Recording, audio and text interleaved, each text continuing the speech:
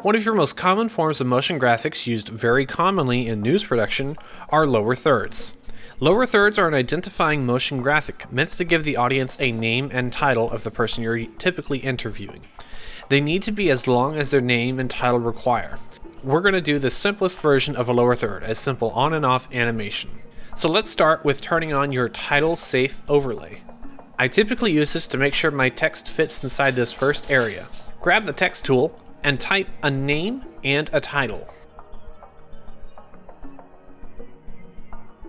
Usually someone gets their name and title differentiated by either making their name a larger font size or making it an entirely different font. We'll do both of those. We're using the Poppins font family provided by Google Fonts, so I'll select the top line and make sure my name is the bold variant of this font, but I'll change the bottom line here to the extra light version. And I'm going to shrink the font down so that the title is smaller than the name. Now we're going to use shape layers to be the background for these two text layers. Sometimes you can get away with not needing a background for the font, but it usually helps with legibility since you're putting this on top of footage. I'm going to make two shape layers that fit behind our text nicely. I'm going to remove the stroke and change the fill to be orange. As you can see, the shape layer is covering our name, so we want to put that underneath the name layer. And we'll make another one for the master's degree candidate part here. I'm going to rearrange these so they aren't so close together. Now we're going to go into the position property of the shape layers.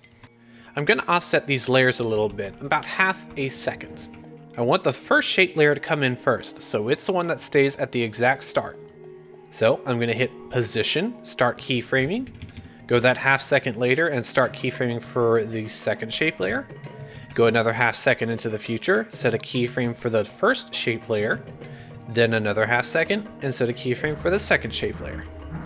Now I'm going to go back to the first keyframes of these two shape layers and I'm going to move them all the way off screen so that they are just barely out of visible range for the composition. So I'll do that for shape number 1 now. And there we go. You can see that's a nice little linear animation, but as I usually do, I go ahead and select all of these keyframes, hit F9 to apply easy ease, go into the speed graph, select the keyframes, and crush them to the left.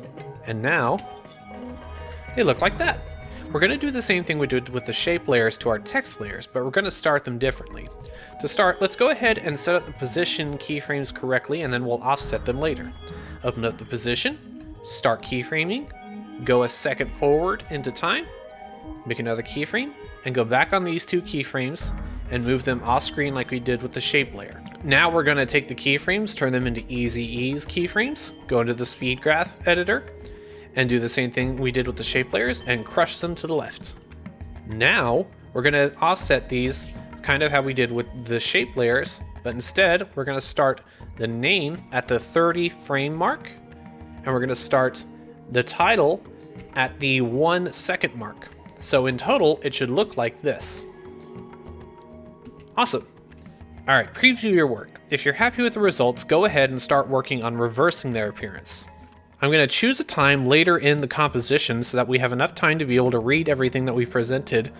I'm going to go 3 seconds into the future of the timeline, and then we'll start working on reversing what we've done here. So to start, since this one is the last one to enter into the composition, I'm going to copy the keyframes, hit Control C, then Control V on the same layer, and it's copied the keyframes over. But what I need to make sure I do is I hit Control R or right click Keyframe Assistant Time Reverse Keyframes. So I've already done that, so you can see it exits. We're going to do that with the rest of the layers. So up next we have my name and we have shape layer 2. So once again, grab the keyframes from this, paste it, reverse them, and again, copy, paste, reverse. And one more time, move 30 frames into the future for this first shape layer, copy, paste, reverse. Now I'm going to set the exit of this composition by hitting N, and I'm going to press the space to preview it.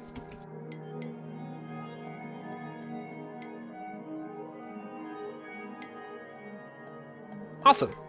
Now, for the final part, what I'm going to do is I'm going to hit Control Y to make a new composition. And I'm going to call this green screen.